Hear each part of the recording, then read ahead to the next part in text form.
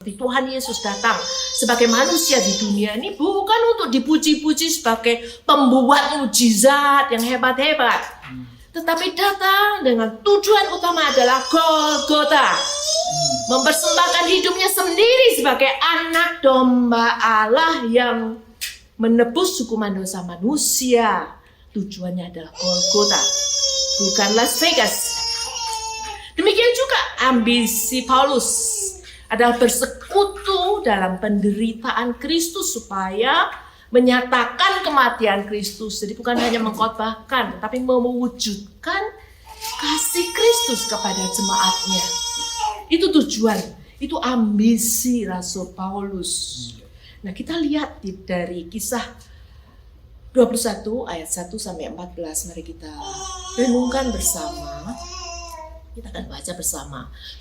Sesudah perpisahan yang berat itu, bertolaklah kami dan langsung berlayar menuju Kos. Keesokan harinya sampailah kami di Rodos dan dari situ kami ke Patara. Di Patara kami mendapat kapal yang hendak menyeberang ke Fenisia. Kami naik kapal itu lalu bertolak. Kemudian tampak Siprus di sebelah kiri. Tetapi kami melewatinya dan menuju ke Syria. Akhirnya tibalah mengunjungi murid-murid dan tinggal di situ 7 hari lamanya. Oleh bisikan roh, murid-murid itu menasihati Paulus supaya ia jangan pergi ke Yerusalem. Tetapi setelah lewat waktunya kami berangkat meneruskan perjalanan kami. Murid-murid semua dengan istri dan anak-anak mereka mengantar kami sampai ke luar kota dan di tepi pantai kami berlutut dan berdoa.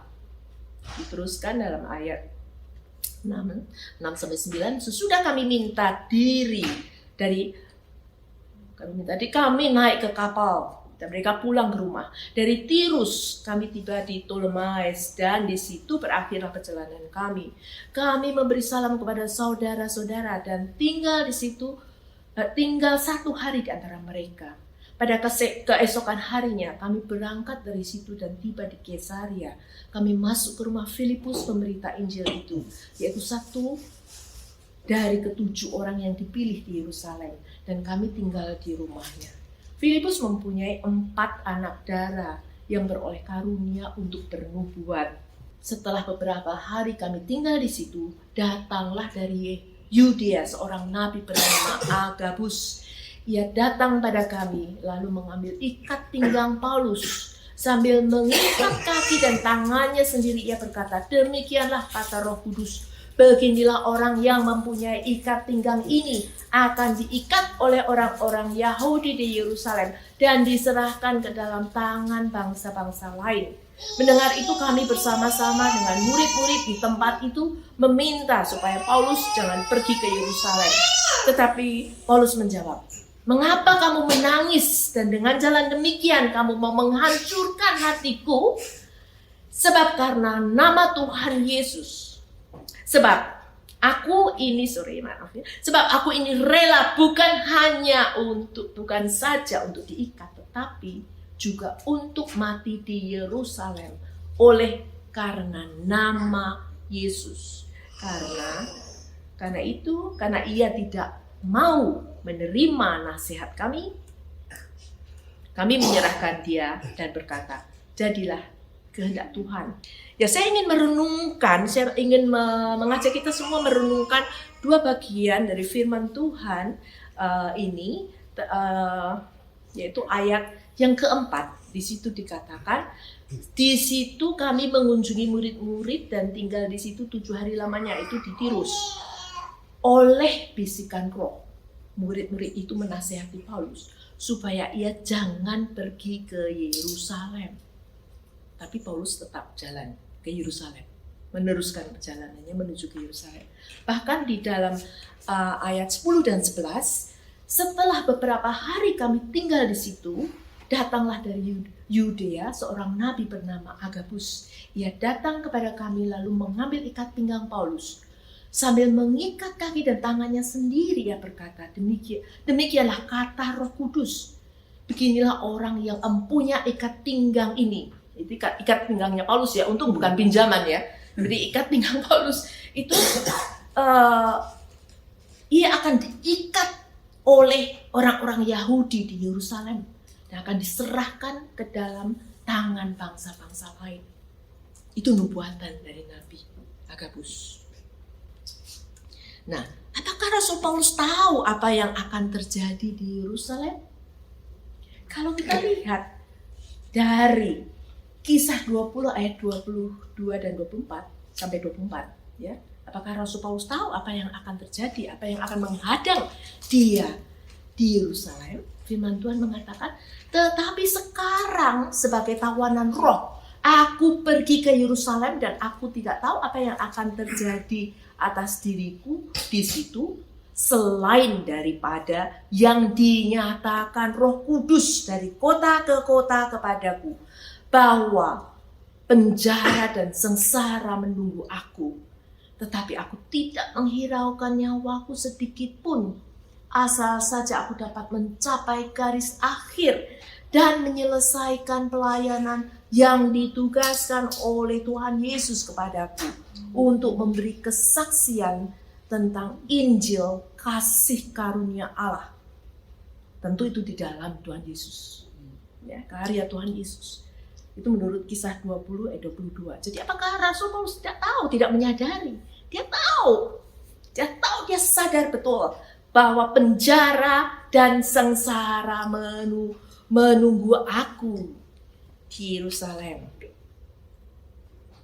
Nah, tetapi mungkin kita akan sedikit pelajari latar belakangnya, ya. Mengapa tua-tua Yahudi sangat membenci Paulus? Sampai ada sejumlah anggota agama itu, pemimpin agama itu bersumpah dan berpuasa dan bersumpah untuk membunuh Rasul Paulus. Kenapa mereka sampai gregetan sama Rasul Paulus?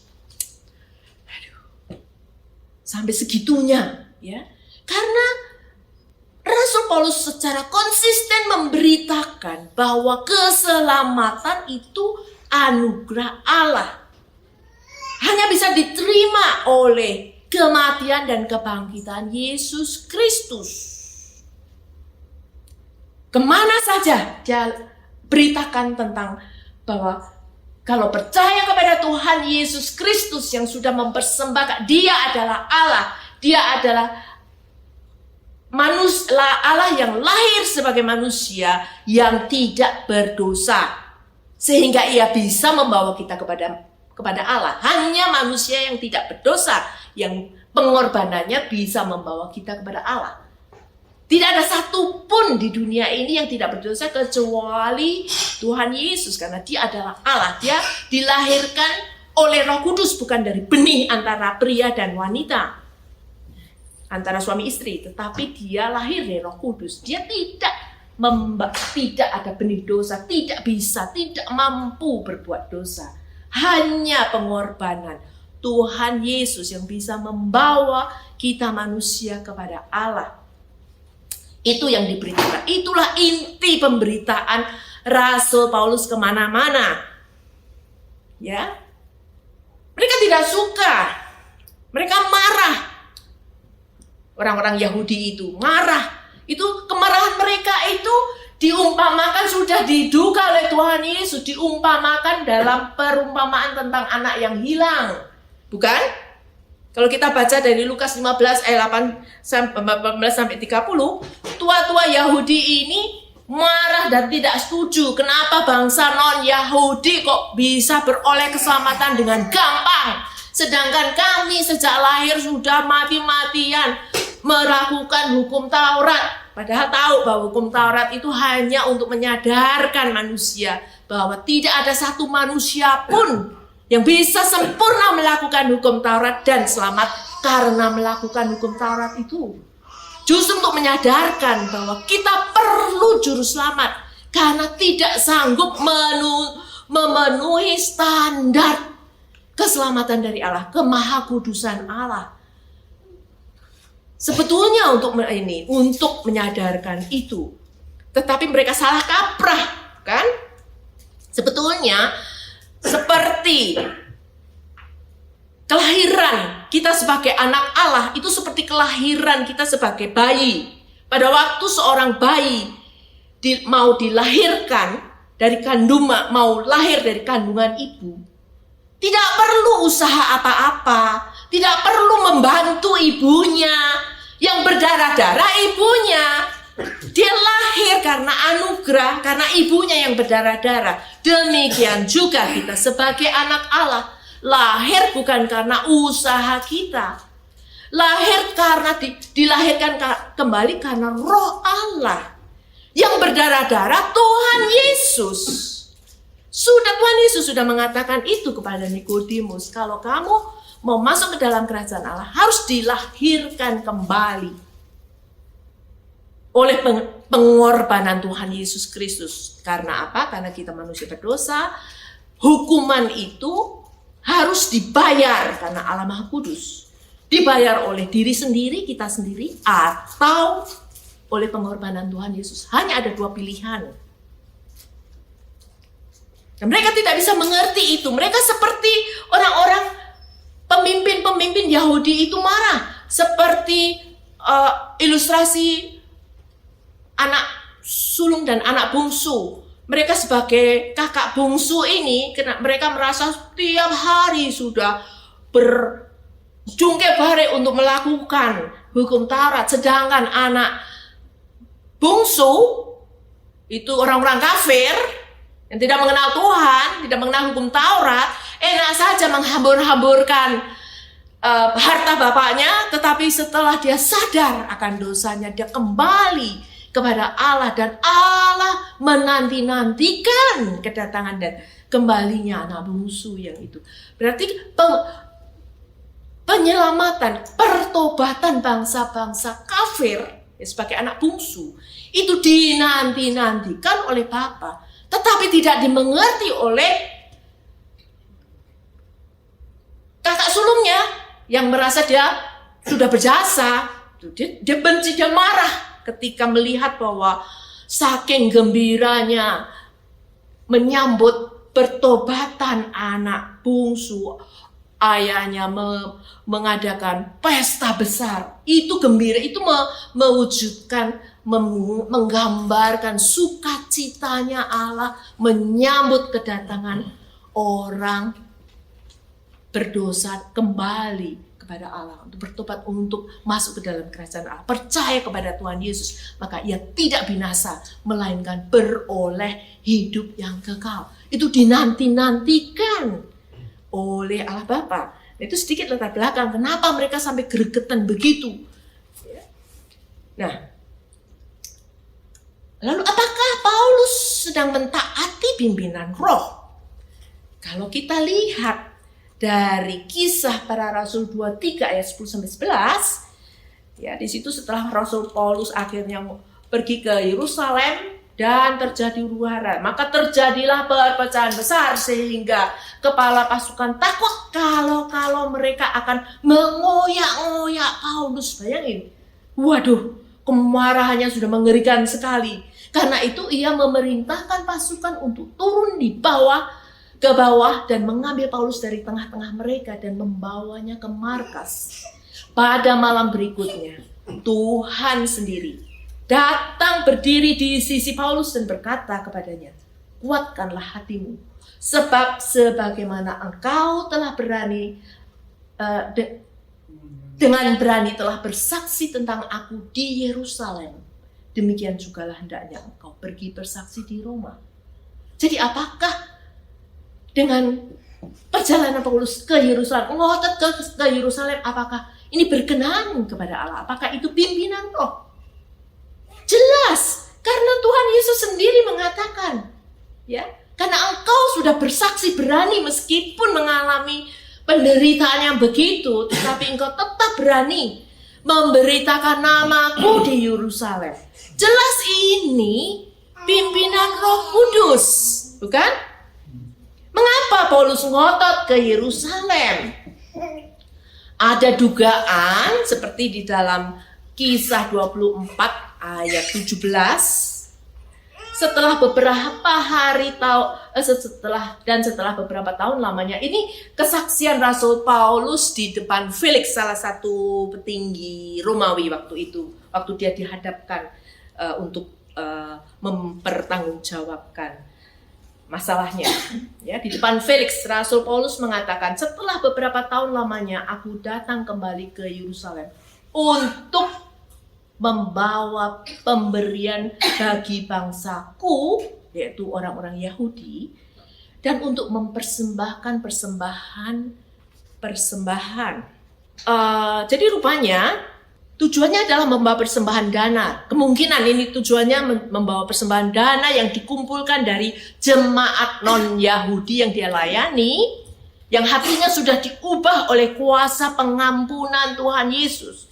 Ketika mereka mendengar ada musibah kelaparan melanda jemaat Yahudi di Yerusalem, Paulus berinisiatif mendorong orang-orang kafir yang baru bertobat ini mengumpulkan dana untuk persembahan kasih bagi bangsaku. Orang-orang tua-tua Yahudi itu yang membenci itu. Untuk membuktikan bahwa kuasa keselamatan Tuhan Yesus sanggup mengubah hati, mengubah hidup bangsa-bangsa yang dianggap kafir dan berdosa.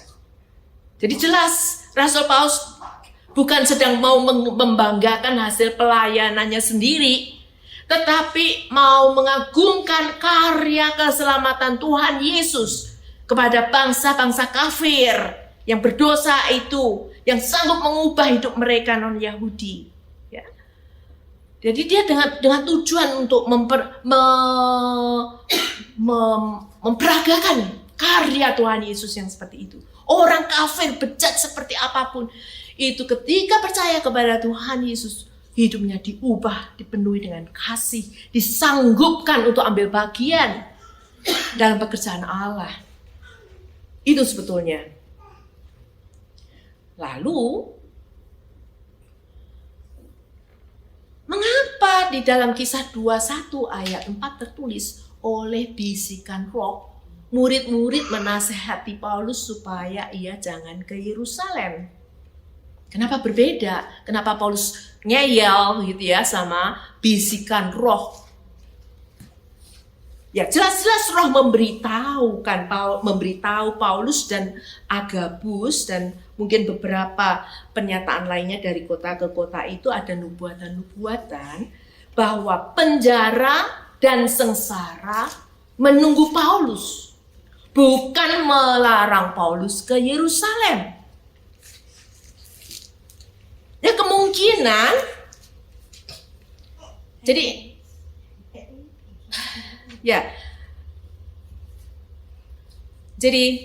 sikap Rasul Paulus itu sebetulnya, jadi kenapa pimpinan roh seakan-akan seperti berbeda? Ya karena di situ dibilang bisikan roh itu menasihati ya.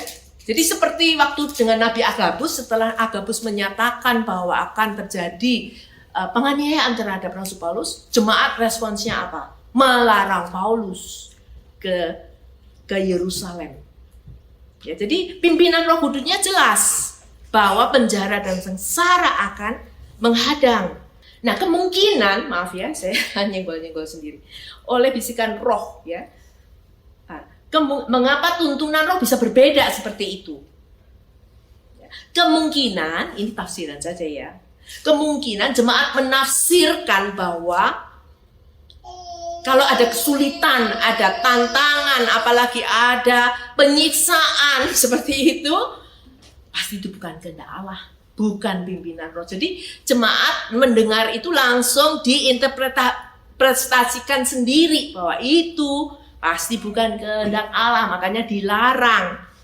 Ingat bagaimana sikap Petrus ketika Tuhan Yesus bertanya kepada Petrus.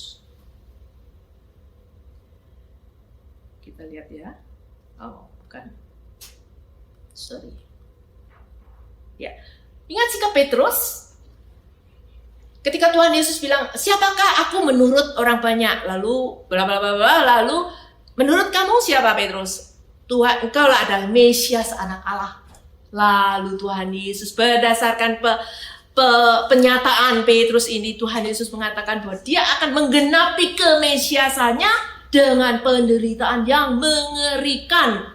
Disiksa, disesah, diserahkan kepada orang-orang tua-tua Yahudi dan kemudian disalibkan, dihukum secara tidak adil karena orang tidak bersalah tetapi harus menanggung hukuman.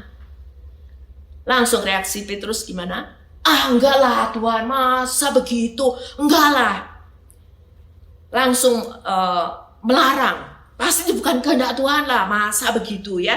Itu tafsiran jauh di luar bayangan Petrus sebagai Mesias dia akan mengalami begitu ya. Tetapi reaksi Tuhan Yesus adalah apa? Yesus menghardik Petrus mengatakan, enyahlah iblis.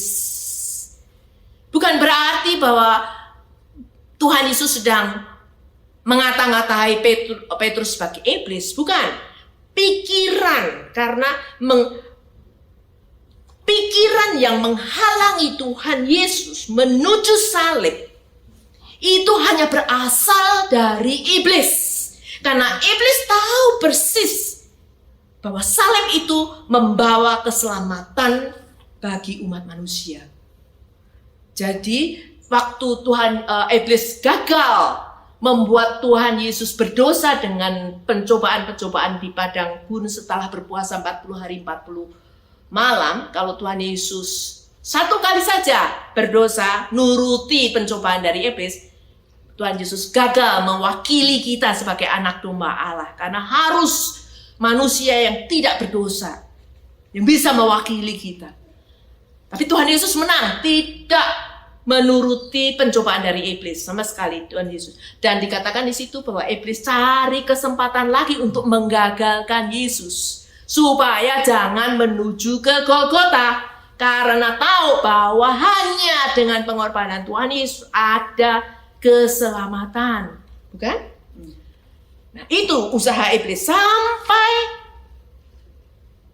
zaman ini pun, sampai nanti akhir zaman pun. Iblis masih terus berusaha menyimpangkan umat manusia dari Tuhan Yesus. Bahkan mau menyimpangkan umat Allah, jemaat Allah dari keutamaan pemberitaan tentang salib Kristus. Sampai zaman ini pun caranya gimana? Yaitu dengan mengkhotbahkan kesaksian-kesaksian yang spektakuler, tetapi menyembunyikan salib Kristus di belakang mujizat-mujizat itu. Ya.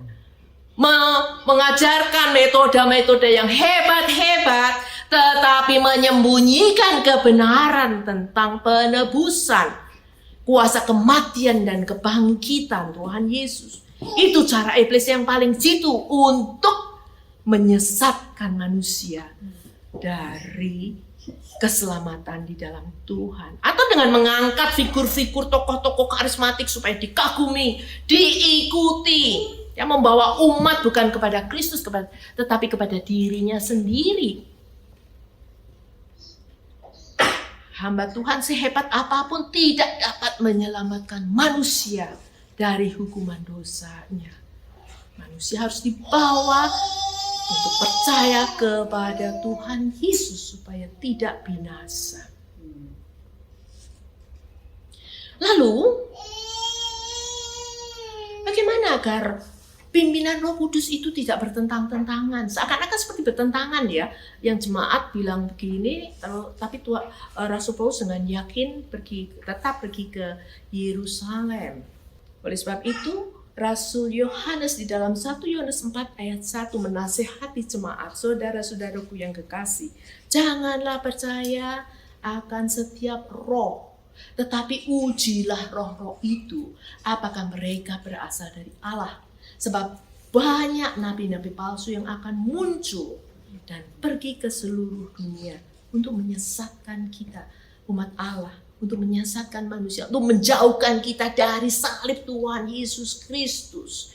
Hati-hati, kalau jemaat dipimpin oleh Roh Kudus, kalau pembicara dipimpin oleh Roh Kudus yang berasal dari, maka Roh Kudus akan mengarahkan pengajaran kita, pengajaran firman Tuhan ini kepada salib Tuhan Yesus, kepada Allah, akan diarahkan kepada pemberitaan salib Tuhan Yesus Kristus. Itu janji Tuhan di dalam Yohanes 14 ayat 25. Ia akan mengajarkan kepadamu apa yang telah dikatakan oleh Tuhan Yesus. Mengingatkan kamu tentang pengajaran-pengajaran Tuhan Yesus. Itu pekerjaan Roh Kudus. Pimpinan Roh Kudus. Oleh karena itu perlu diuji. Apakah itu mengarahkan kita kepada Tuhan Yesus atau justru sebaliknya menjauhkan kita dari karya Tuhan Yesus. Di dalam seluruh perjalanan firman Tuhan, Alkitab itu dari perjanjian lama sampai perjanjian baru, tidak ada peristiwa yang maha penting, yang lebih penting daripada Yohanes 3 ayat 16, karya Tuhan Yesus Kristus, kematian dan kebangkitan Yesus Kristus yang membawa kepada keselamatan. Tidak ada yang lebih penting. Ya. Jadi, akhirnya, sebagai tantangan buat kita sendiri ya, renungan buat kita sendiri. Ya, apakah yang saya mau utamakan? Apakah saya mau utamakan Tuhan Yesus? Motivasi ya, apakah saya mau utamakan Tuhan Yesus asal ya usaha saya berhasil, karir saya berhasil, pelayanan saya sukses, di mana-mana senang, nyaman, dipuji, dikagumi orang? Ataukah apakah saya tetap mengutamakan Tuhan Yesus meskipun banyak tantangan, banyak penolakan, tapi tetap berkomitmen pada panggilan Allah dan kebenaran firman Allah meski tidak disukai orang, tidak populer, tidak didukung, tidak ada sponsor, bahkan harus dibayar mahal. Pilihan ada di tangan kita. Pilihan ada di tangan kita. Kita harus merenungkan dan harus menjawab ini di hadapan Allah.